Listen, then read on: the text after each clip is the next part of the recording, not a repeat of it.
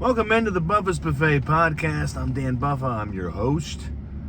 The only guy in this truck, I think. Live from the Delmore Loop parking lot. It's behind me. All kinds of, it used to be something. Now it's kind of, they're slowly bringing it back. The Loop used to be so just alive and different restaurants, and then Wash U kind of just started buying up all the space. And now it's just making lofts and apartments for the space, so it's a little different, but there's still some remnants. You know, there's Blueberry Hill, there's Fitz's. There's there's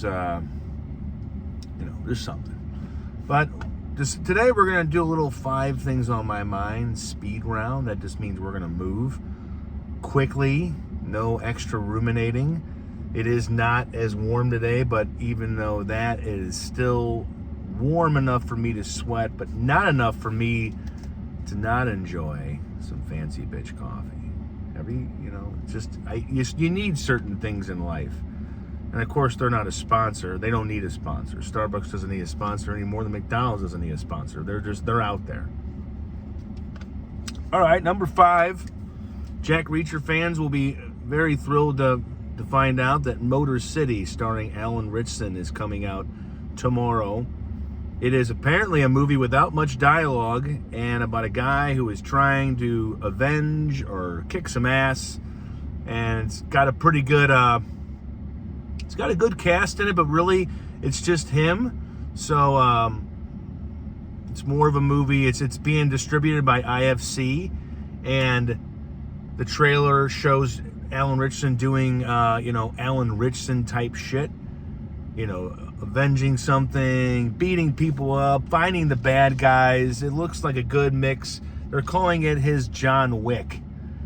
My goodness, man. If he turns into John Wick, that's like Keanu Reeves times 2.5 when it comes to size. So that comes out. Good old hard-boiled action film. It's just, for a guy like me who likes all kinds of movies but does find a certain kind of comfort in a nice ass-kicking film, that could be the ticket. Number 4, John Mozeliak had to get a little bit of a kick out of the Los Angeles Angels almost sweeping the St. Louis Cardinals. Mozeliak, of course, was the Cardinals' GM, the president of baseball operations up until this season. And then after a very short, not retirement, but a very short time away without a job, he is now helping out the Angels with putting their team back together.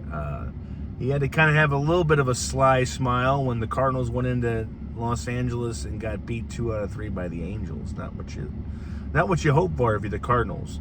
They were kind of teeter-totter. And again, I don't watch a ton of baseball, but I keep eyes on them. I know what they're doing, and this is kind of more predictable behavior for a team that is rebuilding. There's going to be times where they are up, and then there's going to be times where they're down, and then they're going to be hovering right in the middle, winning and losing, but no streaks. So it's just going to be a little bit. They made, deadline moves. The deadline is coming up in about a week is the trade deadline, and I think a lot of people are in play.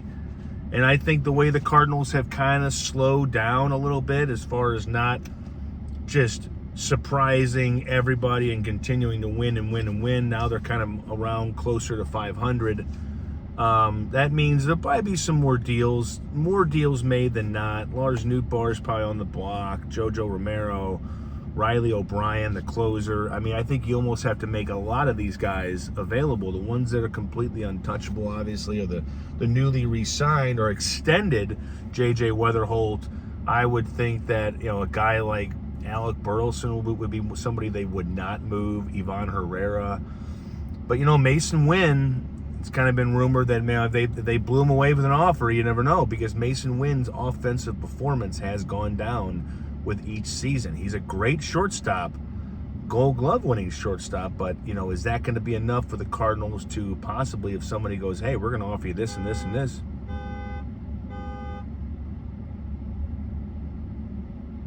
Almost had a catastrophe. That's not technically the St. Louis soundtrack. That's sirens and first responders and cop cars and fire trucks. That's just somebody who was like, bah.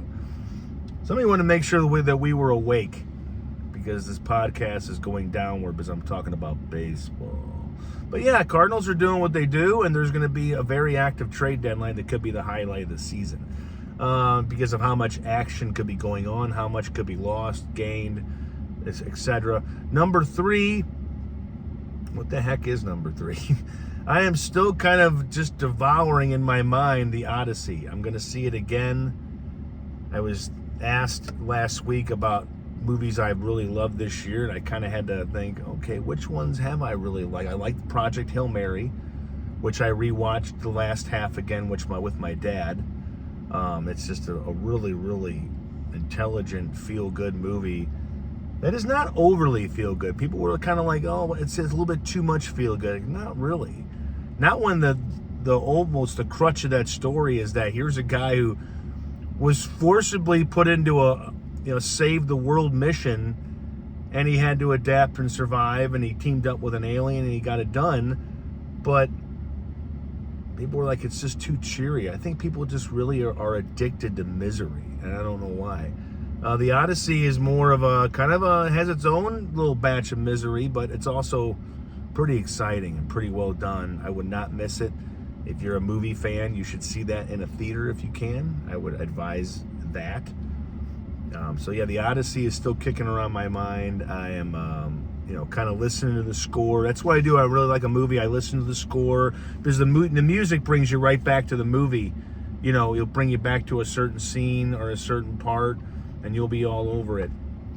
Number 2, my love-hate relationship with my truck continues.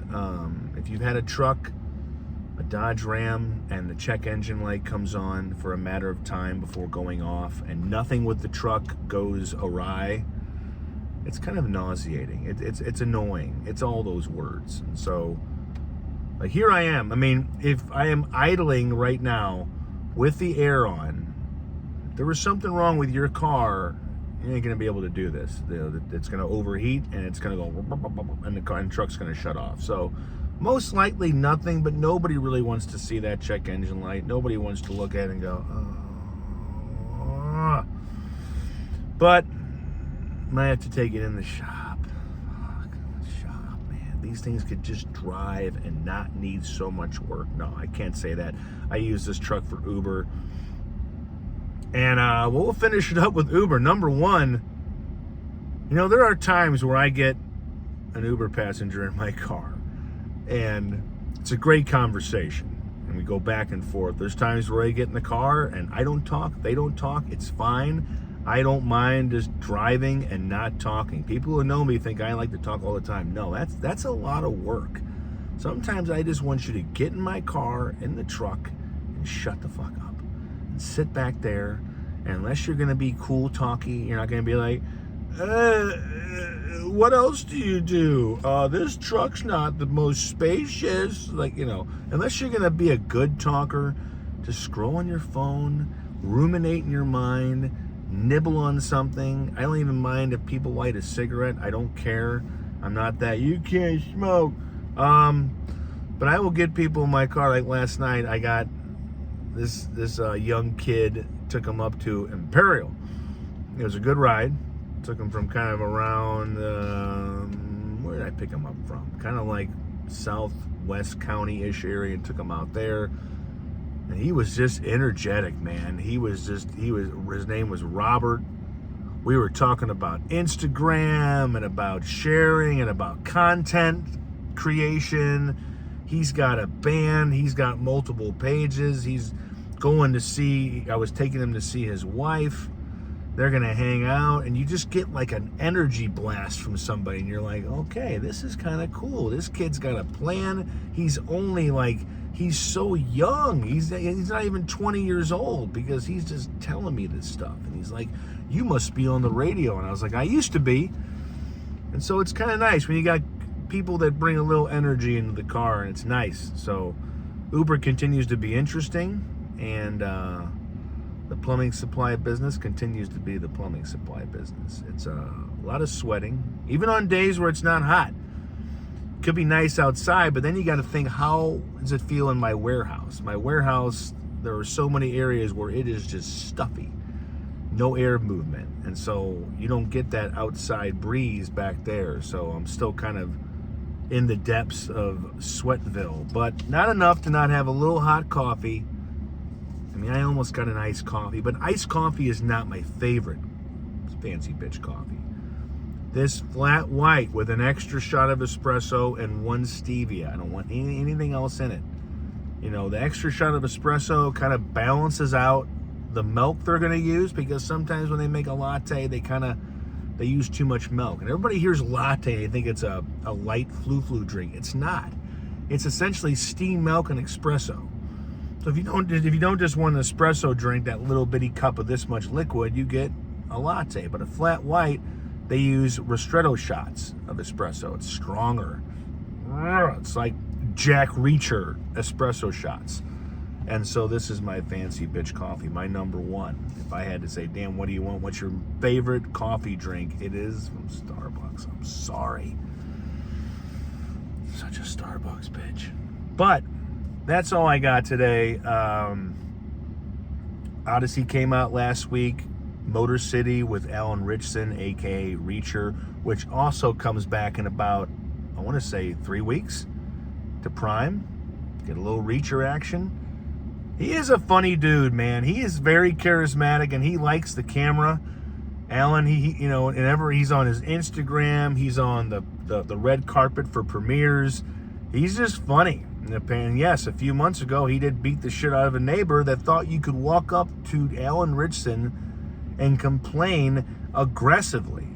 Look, if he's on my street and I got young kids and he's just making noise, I'm gonna go up to his door, not when he's out on bikes with his kids, and walk up to him like that imbecile did, who should have gotten his ass completely kicked, because sometimes in life, people, you need to get punched to learn a lesson. It's not what anybody wants to hear, but it is. Okay? Long story short, back in a middle school dance when yours truly was trying to hit on a girl, I was getting bullied.